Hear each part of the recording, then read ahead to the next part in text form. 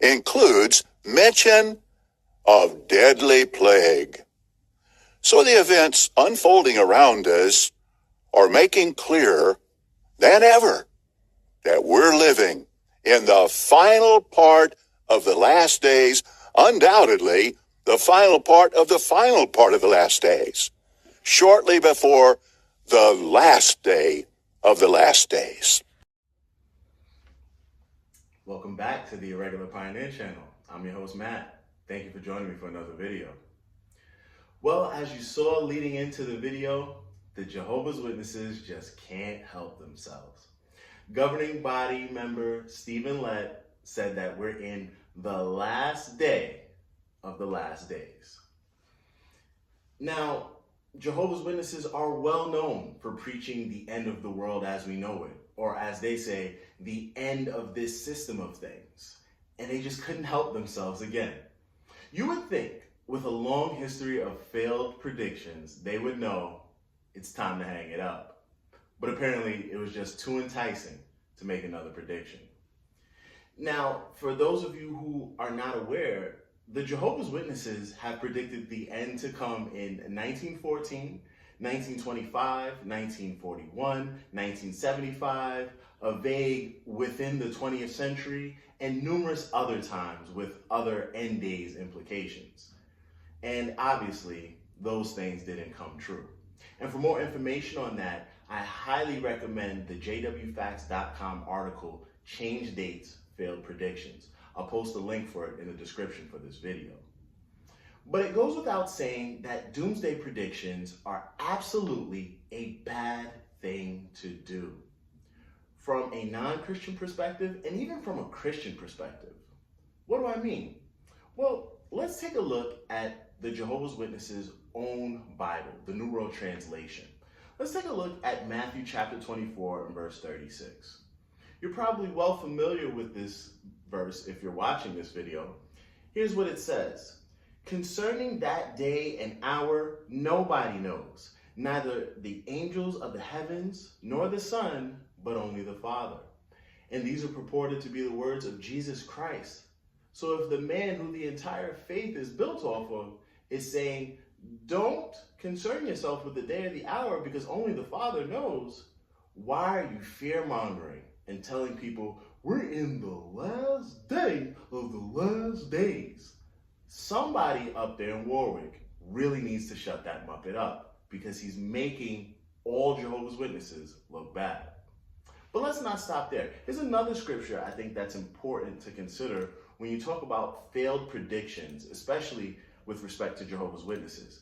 Deuteronomy chapter 18, verses 20 through 22. If any prophet presumptuously speaks a word in my name that I did not command him to speak, or speaks in the name of other gods, that prophet must die. However, you may say in your heart, how will we know that Jehovah has not spoken the word? When the prophet speaks in the name of Jehovah and the word is not fulfilled or does not come true, then Jehovah did not speak that word. The prophet spoke it presumptuously. You should not fear him. Based on Jehovah's Witnesses' history of failed predictions, according to Deuteronomy chapter 18 and verse 22, you shouldn't fear them reverentially. You should not respect their words because that word clearly didn't come from their God Jehovah because it didn't come true. They spoke those words presumptuously. And I'm using the words of their own Bible, not my words. Now, from a non-Christian perspective, historically speaking, there have always been doomsday preachers, as far back as human history goes. Way before the days of Christianity, even before Judaism, there have always been people predicting doomsday for all of humankind.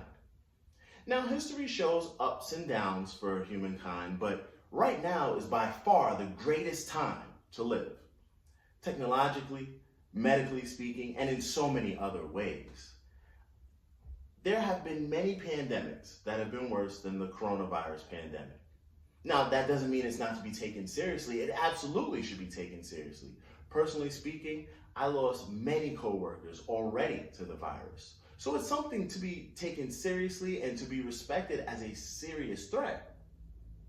But with that said, there have been many worse pandemics. And as it's so far being predicted, statistically speaking, it's not even scheduled to be a top 10 pandemic in human history.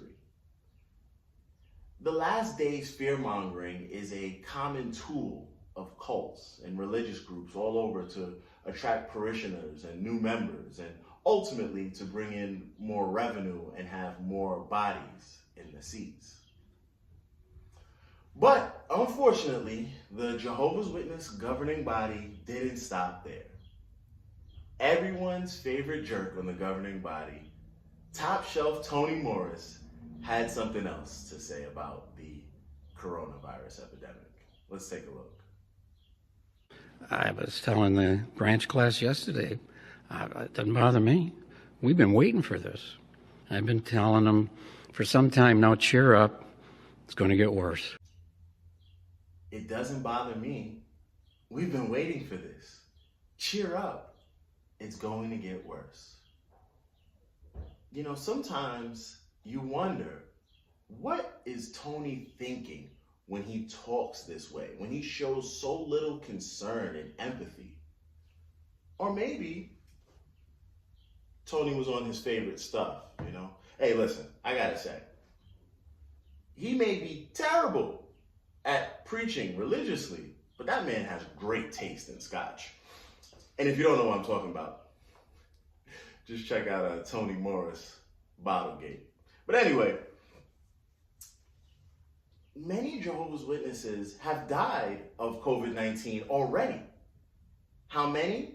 We may never know, because who knows if the Jehovah's Witnesses would ever reveal those numbers. But here's what's important to keep in mind. This man, Anthony Morris III, wants people to be happy about a global pandemic because it is, in his opinion, fulfilling Bible prophecy. There are Jehovah's Witnesses who have lost jobs, can't pay rent, can barely afford food, who are caring for sick loved ones who are affected by the virus. How are they supposed to cheer up? How can this man reasonably be seen as a loving leader, be seen as one of the faithful and discreet slaves? With all this cheering up, did the Jehovah's Witnesses organization set up a fund for the Jehovah's Witnesses who are struggling? No. Have they created food banks to feed their economically disadvantaged members? No. Have they given financial help to their members in poverty? No. But remember, Now cheer up, it's going to get worse. so seeing that the governing body is more than happy to cheer on pestilence because they think it means they'll be in heaven soon, this means their loyal followers are catching up to their enthusiasm. Many ex-JWs and those who are PMO, or if you're not familiar with the lingo, PMO means physically in, mentally out. Someone who is in the organization but knows it is not, quote unquote, the truth. Therefore, they exist as a witness to not be shunned by their friends and family. Many who are ex-JWs and PMOs, they have mentioned that their families have been reaching out to them, encouraging to come back to the truth, because they feel that this is the end. The Great Tribulation is going to start soon, and Armageddon is coming. And some of the few fortunate ex-JWs who still had some contact with their family have mentioned that it's been totally cut off now. So what can you do to cope with these troubling times?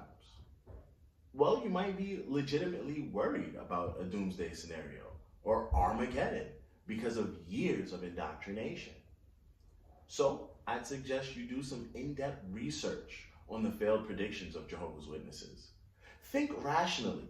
Would an all-powerful God have given so many false predictions to his people? Of course not. Do some research on the history of pandemics and how humanity recovered and learned from the past to make medical and scientific advancements. And more than anything, take the time to do the things that nourish your well-being. Watch those TV shows you love. Eat the food you like. Try to exercise. Get some fresh air if you can. And take time to focus on the positives that you do have. Now, of course, that's easier said than done because you might be dealing with losing a job, not being able to pay bills, heightened anxiety, and overall negativity. But remember, this is when cults like the Jehovah's Witnesses love to come in and scoop up people. They strike when fear is at its highest. It isn't the last day of the last days. Don't let a clown like Stephen Lett convince you of otherwise. Thank you for watching. Please like and subscribe and share with anyone that you think might appreciate the video. Feel free to hit me up on social media. And above all, stay safe, wash your hands, and keep your social distance. And to close out, remember to laugh. Why? Because there are 8 million people on earth who think that this Muppet speaks for God. That we're living in the final part of the last days, undoubtedly the final part of the last days, shortly before the last day of the last days. What? Bro, what are you talking about, man?